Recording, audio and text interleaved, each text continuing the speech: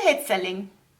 You find selling sleazy, like something you do to try and convince people to buy something from you.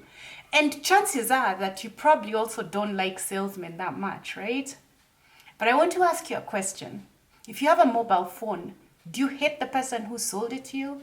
Or the company that created a brand that you wanted to be associated with? But technically, that's actually selling. And we are selling all the time, every day. You're selling your ideas to your boss. You're selling your ideas to your clients. You're selling where you want to go for dinner to your husband, or you're selling yourself to your potential wife or girlfriend. We are always selling. And if we look at selling as something that is trying to convince the other person to do something against their will, that's the wrong approach. Because people do love to buy, but they hate being sold. So what you want to do is to actually become better at selling without selling. And this video is for you because I'm going to show you how to do that. So my name is Jacqui Mwangi and I'm a digital marketing strategist and coach. Absolutely love selling these days. I never started out that way. I really hated selling. I used to talk about how I'm not good at sales, how I just don't like it. But every time I would end up in a situation where I had to sell something, people would buy, despite the fact that I kept saying, I just don't like sales. Because I believed that sales was to try and convince someone and to try and pitch. And in reality, what I was doing at that time was just telling people what I believed will help them make the best decision. And that's really what selling is. Selling is actually a service. Selling is where you tell somebody what will make their lives better, or you share with them a solution that will make them better. Think about it. If you were a doctor and somebody came to you with a disease, perhaps they've got stomach upset and they've, it's been going on for days and they are now at risk of being dehydrated because of how bad it is. Wouldn't you recommend the solution to their problem? Something that will help stop, let's say the diarrhea or the vomiting in this case, something that will get them better? Wouldn't you recommend it? That's the same thing with selling. It's actually just recommending something that will make the other person's life better or that will solve their problem. If you have clothes, somebody sold them to you. I bought this dress from a friend of mine. I absolutely love it. I didn't feel like she was selling it to me. But technically, she actually did sell it to me because I bought it. I ended up buying it. And she wasn't starting the business so that she can make dresses that nobody buys. She started it so that she can actually sell. So technically, we are always selling even if we don't realize it. And we look at selling as if it's something that is negative. You're like, that person is such a salesman. Insurance. When I think about some of the people who get a bad rap for selling, people who sell insurance. But think about it, life insurance is not something somebody wakes up in the morning and says, I am going to get insurance to insure myself against my own death. Most people wouldn't do that. Somebody has to sell it to you.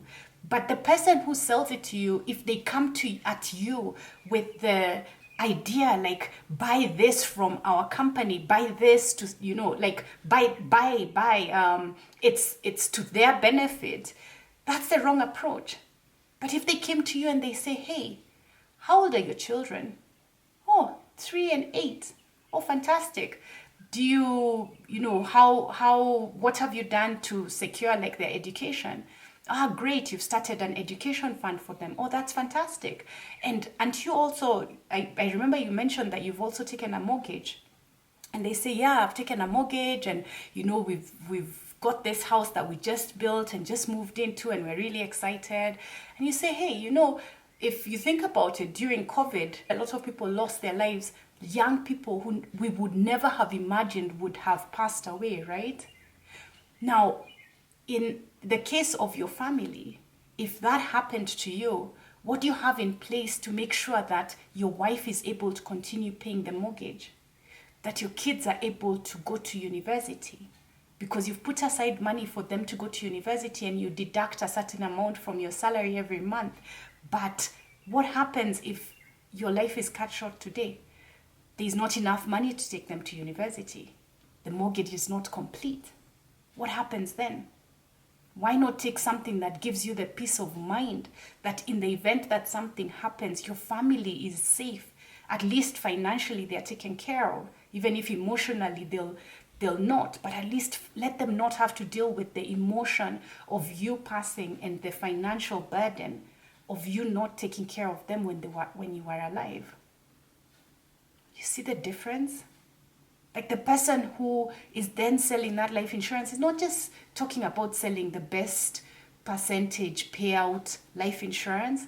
They're looking at helping this person protect their family. And that's what sales is. When the reason I love selling right now is because I'm providing a service that's useful for people, that for business owners, and that helps them build their brand and create value and make more money and get their message in front of more people. Like, why wouldn't I want to sell that to as many people as possible? Because there are so many people out there who need to do that because they have businesses and products and services that are adding so much value to people that people need to hear about and know that exist. So I want to reach those people so that I can show them how to get in front of those people the right way and connect with their audience and sell more and make more money. Why wouldn't I want to do that? It would actually be a disservice if I decided I want to keep it to myself, or I want to just, think more about how I feel selling versus the benefit of what it is that I'm selling and the benefit to the other person. And that's another thing. When you're selling, remove yourself from the equation. It's not about you. Like, sometimes I don't really care whether I make a video like this and whether there's something in the background or something on my face or something that perhaps doesn't look good. Because sometimes I watch the video and I'm just like, oh gosh, I wish I hadn't said that. I stammered there, I spat there, I did something that maybe was embarrassing, but I'm like, you know what? If there's somebody who's actually going to hear this message and take something out of this message, that's who I'm doing it for. I don't care about me. So what if I'm embarrassed? So what if I don't get enough likes on a video, enough followers or subscribers or whatever? So what? There is somebody, and that's probably you, who, because you're watching till this point, who this will make sense for them, and it will make them sell more and reach more people, and also just remove themselves from the equation and realize that it's really about the other person you're trying to help. And you're doing them a disservice by saying, I hate selling and it makes me so uncomfortable. It's not a sale, it's a service that you're providing. You're not, unless you're a con artist, you're not trying to sell somebody something that will not help them. You're selling them something that will make their lives better.